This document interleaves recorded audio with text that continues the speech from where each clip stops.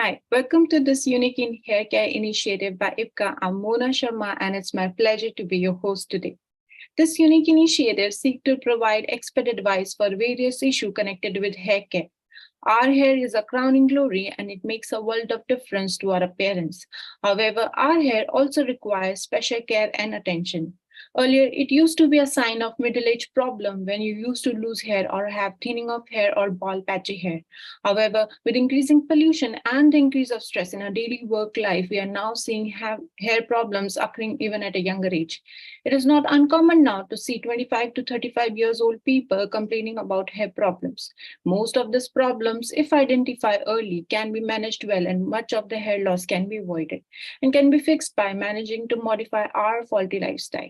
Today, we have with us Dr. Charishma V. Kedia is a well-known doctor based in Mumbai and has been practicing medicine for over 12 years now. She is MD and DNB dermatologist. She specializes in dermatology, cosmetology, and trichology. Dr. Charishma V. Kedia has dedicated her career to diagnosing and treating a wide range of skin condition and hair condition while providing personalized healthcare services to her patient. She takes time to listen to her patient and concern and work closely with them to develop a treatment plan that meets their individual requirement. Dr. Charishma is aware of the need for the patient awareness and education about hair care and has spent a lot of time in giving talks at various platforms across the country. Thank you, Dr. Charishma, for sparing your valuable time to answer a few questions on hair care for us today. Welcome to the show. Thank you for having me, Mona. Doctor हमारे साथ जुड़ने के लिए बहुत बहुत शुक्रिया. So, Doctor, today we are going to discuss the hair care in current scenario. So, whenever we talk about hair care in current scenario, the foremost question which comes up to all our mind is hair loss, and it is faced by all of us, irrespective of gender or age. So, what's normal and when to be concerned for? So, Mona, some amount of hair loss happens on an everyday basis. 30 to 70 hair, losing that every day is different. Every day is possible. Also, some may lose 30, some may lose in a range. So when we must be concerned when you see a consistent increase in hair fall than what you were generally used to. One very common thing that happens, it's a clinical tip. If a patient comes and says that my family member, the people around me are complaining about my hair loss, my sweeping lady is telling ki bhabhi aapke baal bahut gir rahe, that's a definite sure sign of being concerned. And if that's happening consistently, not a one-off, not when you shampoo your hair or wash your hair. Okay, so when we see like people complaining about it, and so you see more than normal hair if it's on your pillow covers, on your seat when you're sitting, when you're cleaning up, you see that's a definite sign of concern. So that's a alarm sign. So, doctor, what are the general causes of hair loss? Why do we get a hair loss problem? So, see, there are 2 to 3 types which are very extremely common. One is a hormonal hair loss, the androgenetic alopecia, which can be in both male and female. So that's a patterned hair loss. The common balding that happens on the crown for men, you see clearing of the patch from the center to the side. With women, generally we see whenever they have a parting, their parting is becoming more visible. So that is the androgenetic, the patterned hair loss. The second is the diffuse hair loss, which may have many reasons, can be nutritional, can be stress. And the third common thing that we see in clinical setups is called alopecia areata, wherein you may have patches of hair loss. So it's patchy. There may be small round patches, irregular patches of hair loss. These are the most common ones. Then there is other which is scarring, but these, by and large, these are the 3 causes that we talk about. Okay, doctor, very interesting. So, doctor, like nowadays we all have like a poor lifestyle, like working late hours, sleeping late night, eating anything. So, can a personal lifestyle play a role in hair loss? Most definitely, because your lifestyle includes a lot of things. It includes your sleeping patterns, your eating pattern, and your work pattern. When you have irregular sleep, the body considers it as a stress. Your hormone, it's called cortisol, which is a steroid hormone. It's naturally secreted by your body. All right. So that starts increasing when our sleep goes down. And the body considers consistently insufficient sleep as a stress. And that too having haphazard sleeping hours, staying up late. So there are students who study up late and then get up late, sleep late, therefore get up late. When you do this, when you sleep inconsistently, then your eating patterns by themselves go off track. So inconsistent eating habits, a lot of packaged food and a lot of outside food. So packaged food, the minute you start eating more packaged food, that means your home cooked food goes down. And the nutrient content of packaged food automatically is lower, right? So your body is becoming less and less depleted of the nutrition that is required for your hair. And the work stresses, like when we have a high stress job, itself can lead to increased cortisol. And the high stress job could just be the job per se. And then in a place like Mumbai, leaving traffic, reaching home, that itself can, be a stressor. So yes, our lifestyle in a nutshell, it can contribute to hair fall. It's very important to have a healthy lifestyle, even for hair health. Yes. So hair health is never, almost never a single factor. It's multifactorial. Okay, doctor. So, doctor, like now that we know, like why do hair loss happen and what's abnormal and what's normal, so can you please enlighten us today? What are the medical treatment options available for hair loss, like topical or surgical or non-surgical, or is there something oral also which we can eat and manage our hair loss problem? See, a detailed history is very important. So a lot of time has to initially be spent speaking to the patient to know what are the contributing factors. The second thing is examining them in clinic. So most often now, post COVID, there have been a lot of online consults, right? But hair generally, this is just a takeaway. Try to avoid having hair consultations online. Because the doctor most definitely will have to examine you, because you cannot see the back of your head.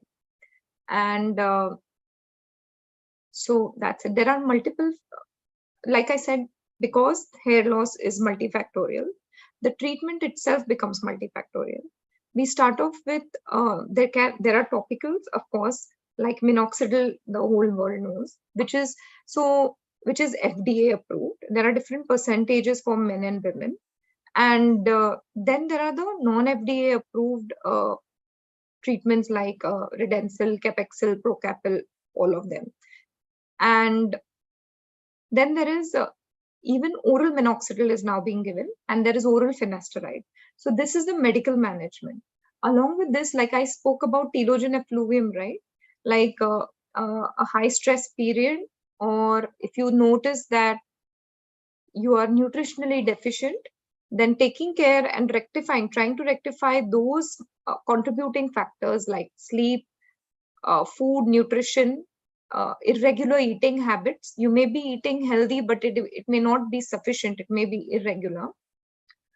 So fixing that and getting sufficient rest will also make a difference. Then there are in-clinic management.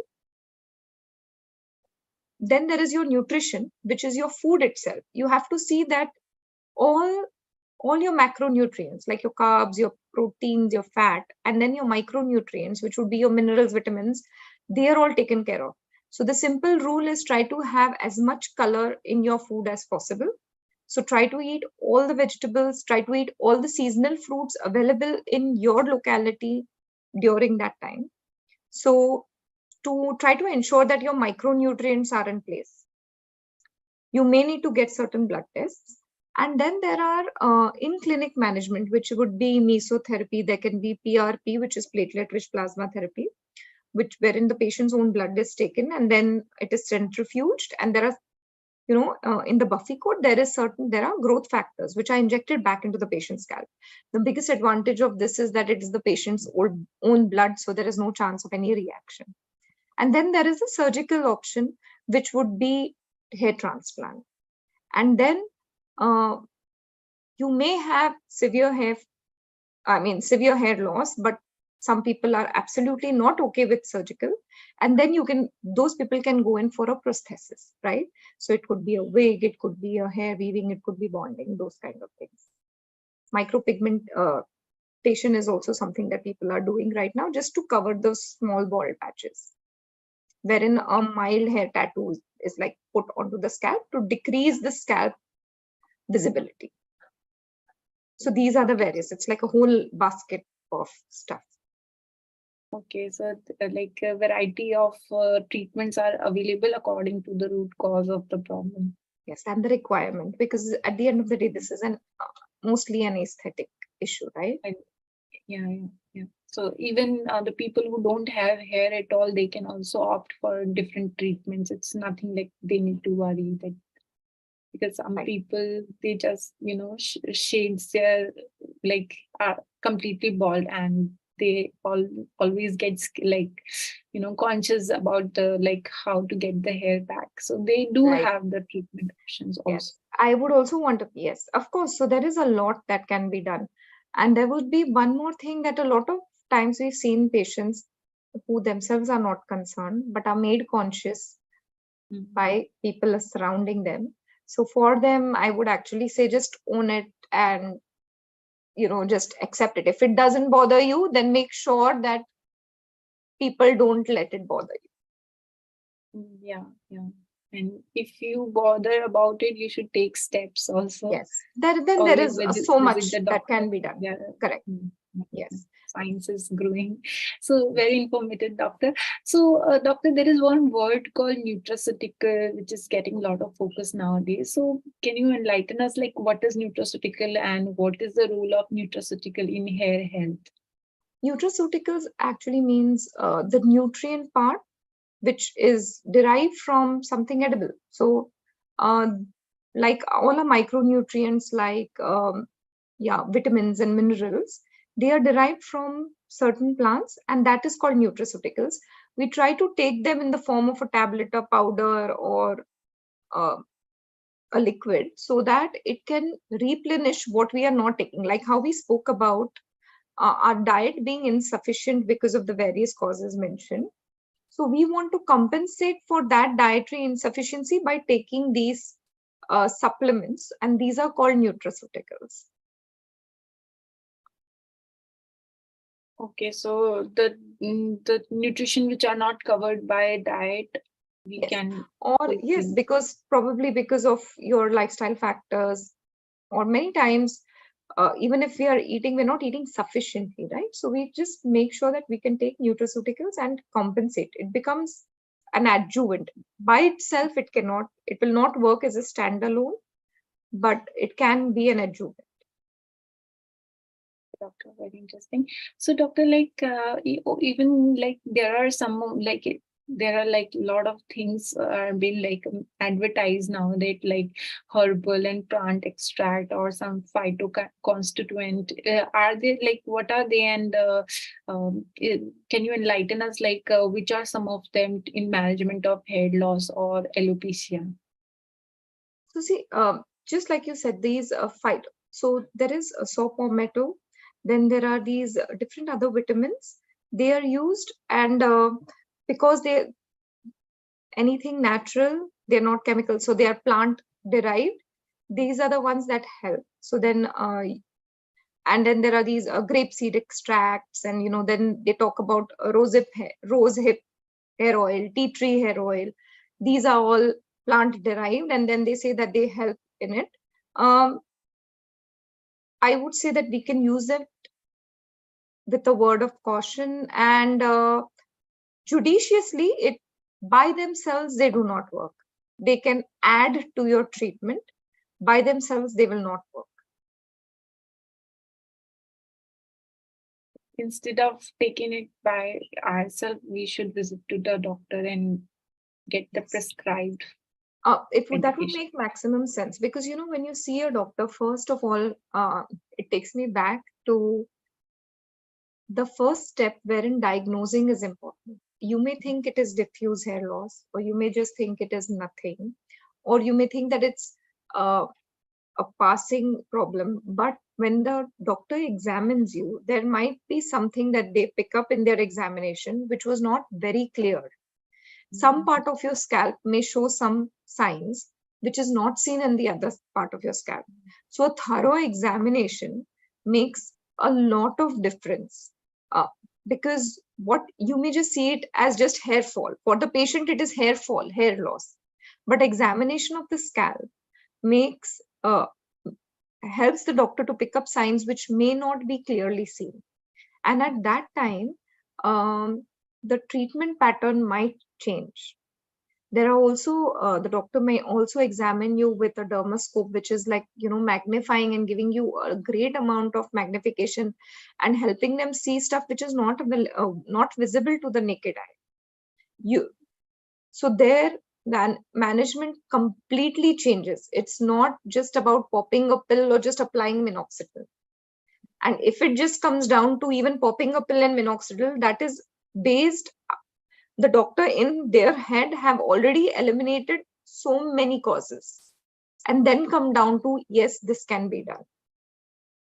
So I would strongly suggest visit a qualified dermatologist, get yourself thoroughly examined, and only then start your treatment. Popping a pill or a hair supplement may just gives a feel good factor, but may not be scientific and not give any true help. One, and two, it may psychologically discourage the patient, because they may think कि मैं इतना कर रहा हूँ या कर रही हूँ और कुछ फायदा नहीं हो रहा है, तो क्या फायदा करके है? They may apply by themselves. See, minoxidil, I think every 14-15-year-old also knows the name minoxidil now, right? But they may use minoxidil for 10 days, 20 days. They may use it for a month and think they're highly dedicated, and then give up on it and say कि ये कुछ काम नहीं कर रहा. Whereas it is not even supposed to show. At 1 month, you're not even starting the benefit of minoxidil. So a good dog gets a bad name. So please see a qualified dermatologist, engage with them, and get all your doubts cleared. And I would suggest taking a pen and paper, get all your doubts cleared, and then you need to commit to the treatment. And hair loss treatment is not very short term. It's not like 15-20 days, 1 month. So you need to establish a good rapport with your doctor. Okay, doctor. So, doctor, like when we are already talking about so many nutritional supplement, there are also supplements like omega-3 fatty acid, or coffee extract, or green tea extract. Do they promote hair growth? Questionable. By themselves, very questionable. These all work on the fact that it will increase the blood, increase vasodilation and increase blood supply to the scalp, and therefore there will be good blood supply. But your blood supply, the blood that reaches there, has to be nutritionally rich, right? To promote new hair formation. If you do not have sufficient nutrition, what is that blood going to do? If your hair is not in its growth phase, how is it going to grow? So, like I said, all these are add-ons. By themselves, they will not work. You can have a cup of green tea. I have nothing against it, but it's not going to by itself help you grow the hair. If there are medically proven by themselves, then it would be minoxidil and finasteride. Now, oral minoxidil is also being given. These things by themselves also work. But having said that, if I apply minoxidil in a person who is very deficient in iron, he's or she is really weak, then her body constitution is not good enough to, the body is very intelligent. When I have sufficient nutrient, the body knows that my hair is just adding to my beauty, it's not doing any work. So the limited jo funds hai uske paas, it diverts to the important functions of the body. So my hair will always get compromised. So it's really altogether, it's like 5 fingers together make a strong fist. Everything needs to be looked into. Yes. So it's better that we go to the doctor and find the root cause and then take the treatment. Yes. And a qualified dermatologist, I would say again, because there's a lot of misinformation happening, a lot of irritants that are being applied, and then we see burnt scalps, which the hair follicles have been killed really. So then it's really sad. Yes. Yeah. So, doctor, like there are like you earlier also said that micronutrients, macronutrients. So, what are micronutrients and macronutrients, and what is the role of micronutrients in the hair health? So, macronutrients would be, suppose if there's a wall and there are bricks in the wall, macronutrients are the bricks that make your body, which would be the carbohydrates, the proteins, the fats. And the cement that holds your body, which holds all the bricks together, are the micronutrients. And then there are something called as trace elements. So the micronutrients would be your vitamins and minerals. And then there are trace elements which are required in very small quantities. So zinc, copper, selenium, iodine, all of these, right? The body, there is non-stop some or the other, at the end of the day, we are all made of cells, right? In the cells, each cell is a factory by itself, wherein there are multiple things happening at once. So the micronutrients help in those chemical reactions.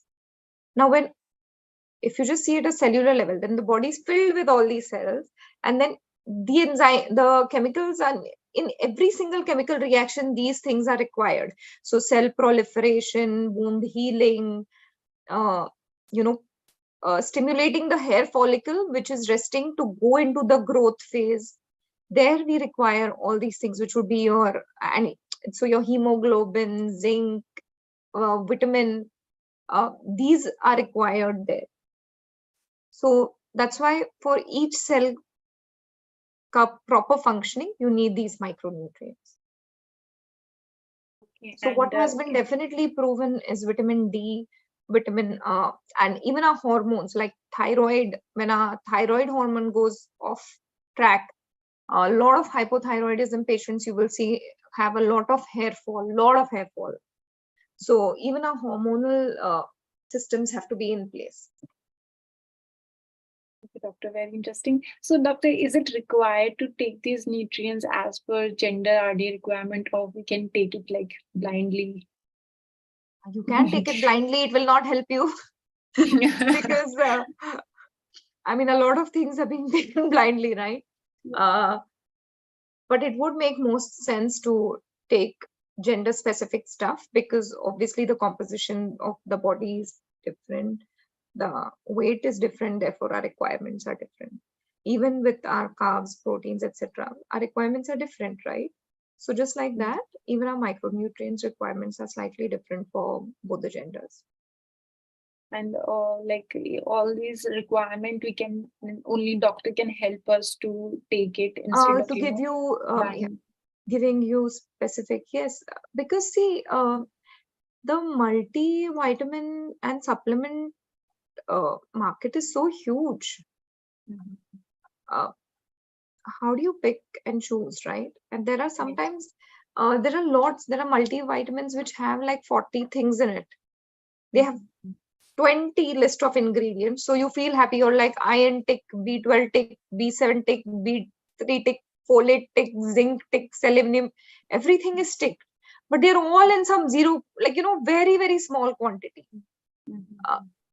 So you'd rather take one or two which are specific for your requirements, you will do well, rather than taking, I have this vitamin which has 40 things in it, which will not really help you. So you take the more specific things. You may need a blood workup. You may need certain blood workup, when you have hair fall.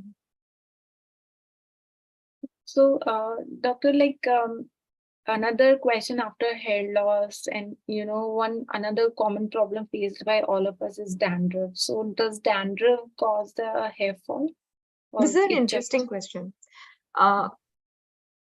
Previously, we used to think that it does not, but actually it does. Now, the new school of thought is that dandruff does cause hair fall. A lot of times your patients themselves can teach you, and now science is saying that yes, it can. It does, in fact, because dandruff causes inflammation of the scalp of the hair follicles. When the scalp is inflamed, the health of the hair is compromised, and the hair goes into like an easy word would be to say it kind of shocked, right?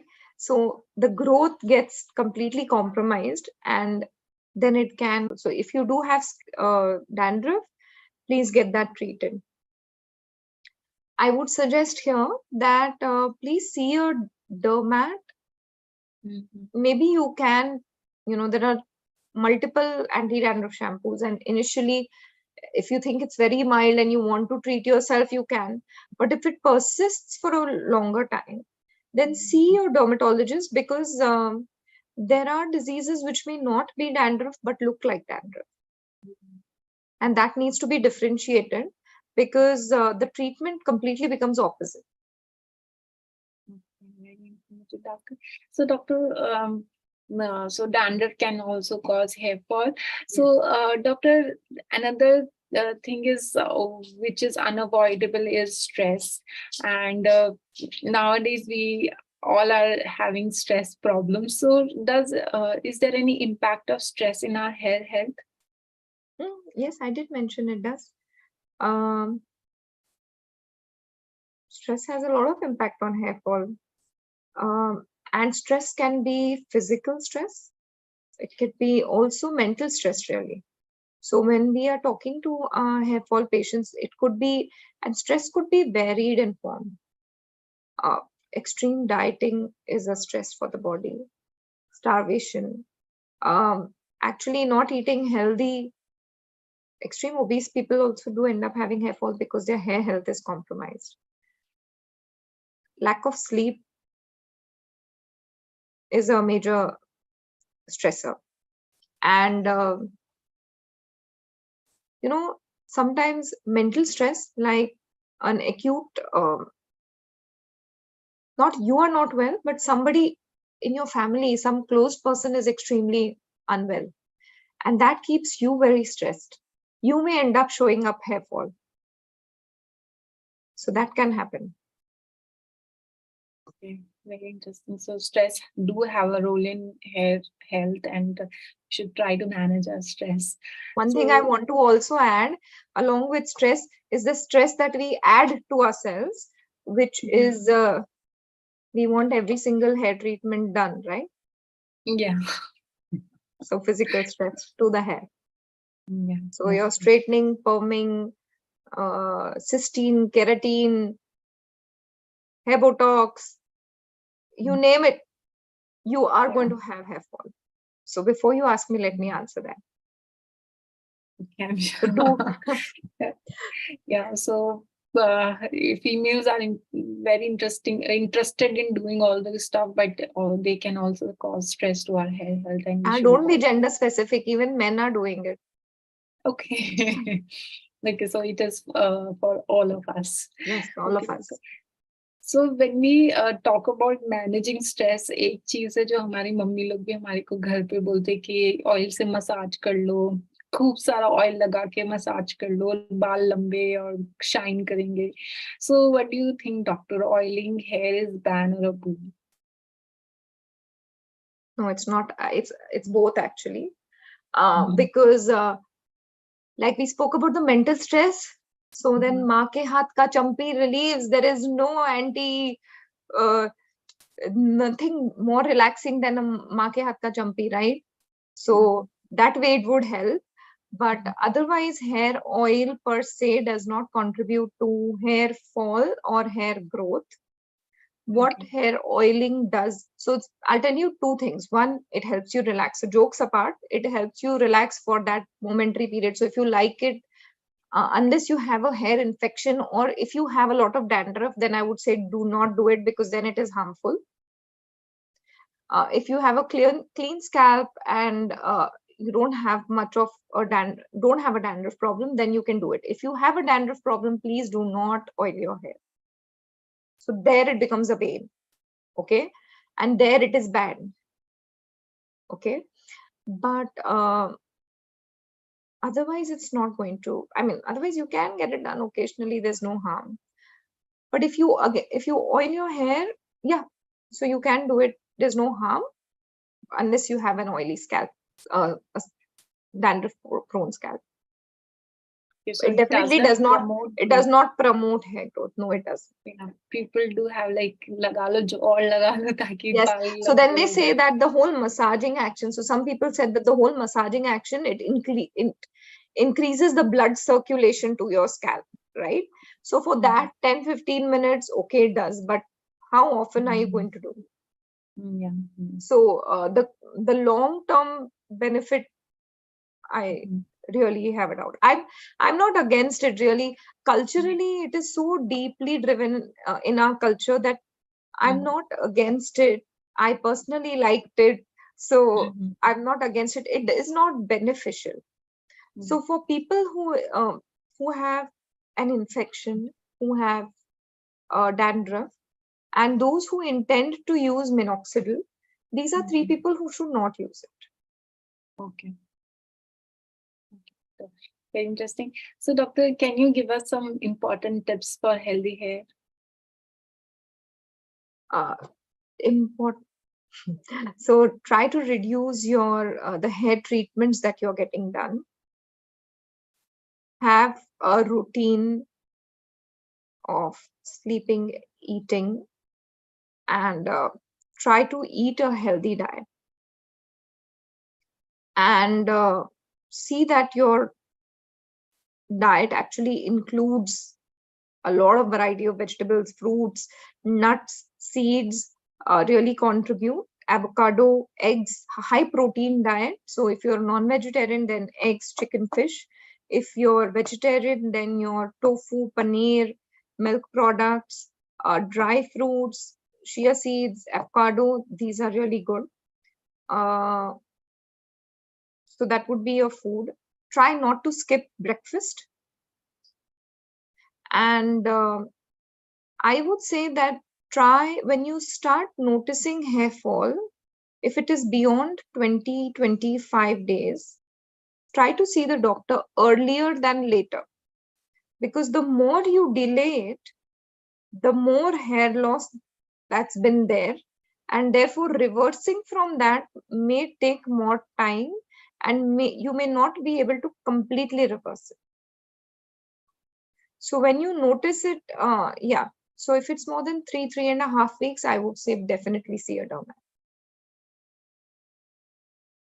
Whenever there is any alarm sign, we should not, ignore it. Keep us chala jayega. Better to visit the doctor. Yes, definitely. So, And if one more thing is, if you have noticed hair, the gap in your hair increasing, right? It's already advanced. Even if you've noticed a little gap, it's already an advanced stage. So please see the doctor then. Okay. Interesting. So this discussion was very informative, doctor. I'm sure our viewers would be benefited by it. So, doctor, can we take some live audience question? Sure. Okay, the first question from our audience is, Doctor, my daughter is 12 years old and she goes to school, but she is developing gray hair at such a young age. Why is it is happening, and what we can do? So this is actually something that we are seeing increasingly now. And what you can do is see that your child nutritionally is having a lot of food, nutritionally dense food. Like I mentioned, a high protein diet, good amount of seeds and fruit, nuts. Also see if there is a family history of early graying, then it's possible that the child may have an occasional increase in gray hair. And also see if she is like, again, any vitamin supplements that she may require. So these premature gray hair can be stopped or reversed? In some cases, it can be reversed. But by and large, there is a very strong family history. Okay. So there is a genetic predisposition. Okay. So even genetics play a role in. Yes, and also the fact that we today are exposed to a lot of genetically modified food, right? The amount of fertilizers that go in our food, the chemicals that we are exposed to, our elder generation was not. So that makes a difference, and therefore early graying is a side effect of that compromised quality of food as well. We used to think that sun makes the hair gray, so don't go to the sun. Really? Then you'll get vitamin D deficient. Interesting, doctor. Another question from our audience is, doctor, hi, मैं भी मुंबई से हूँ, मैं आपको कहाँ visit कर सकती हूँ? Plus, before pregnancy, my hair health was very good, but after pregnancy, I'm facing a lot of hair problem. Why it is happening to me only after my pregnancy? So, like I said, the stress, pregnancy is giving birth to a child is you getting a rebirth for yourself. So your body is completely different than what it was prior to childbirth. You've grown a whole new human being in your body, and then you've given birth to it. So it's a very, very, very big stress. First of all, congratulations. And then, you know, nature is so beautiful that जो बच्चा पे dependent है वो सारा nutrition ले लेता है for its growth. So in a way, that's the way nature is. It's so if you've not had sufficient nutrition, you may end up losing more hair. And post pregnancy, everybody goes through a phase of increased hair fall, which I said, because of that huge stress that was there on your body. It's called telogen effluvium. It generally starts around 3 months post your delivery. It may last for 6 to 8 months. तो अभी आपने आपके डर्मेट को visit करना चाहिए. First of all like देखिए कि आप अपना कैल्शियम एंड फोलेट वगैरह आप ले रहे हैं या नहीं ले रहे हैं, आप अच्छी तरह से खा रहे हैं या नहीं. सोना तो चला ही गया होगा क्योंकि पॉसिबल नहीं है सोना. तो प्लीज सी कि अगर आप अपने सप्लीमेंट्स नहीं ले रहे तो आप वो लीजिए, and then try to see a dermatologist so that they can give you certain supplements. They may also help you with certain topical applications. So that way. Okay, doctor, very interesting. I'll quickly take the last question from our audience because we are running out of time. Doctor, he's asking, hi, doctor, I'm 35 years old, male, and I'm facing androgenic alopecia, and doctor has prescribed me vitamins and minerals. So do I need to take these vitamins and minerals for whole life? No, you don't. You may have to get yourself, if you have a baseline blood report, maybe 6 months later, you take these, and then you, depending on how long your doctor has asked you to take it, you repeat your tests after a couple of months, and then you see your dermatologist. Also try to address कि आपका खाना nutritionally dense है या नहीं.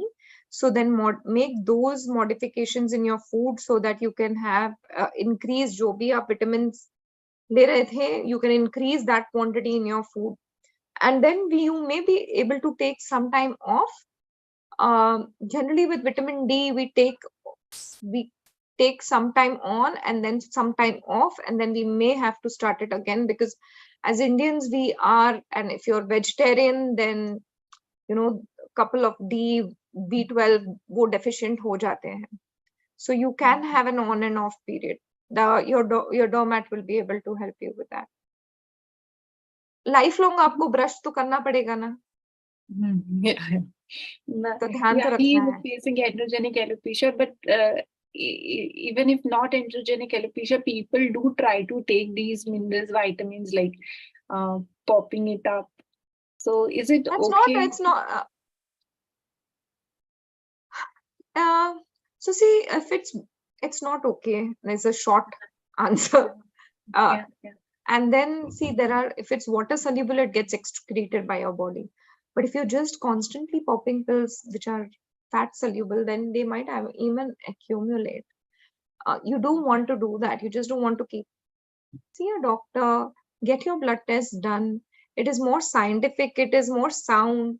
Um, you'll be able to monitor yourself कि, जिस direction में आप जा रहे हैं, you're spending so much time and effort and money on your on the supplements, so you might as well get the maximum benefit out of it.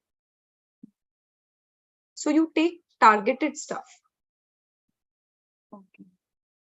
So it is only given by the doctor, not by yourself. But yes, ideally you should not take it yourself.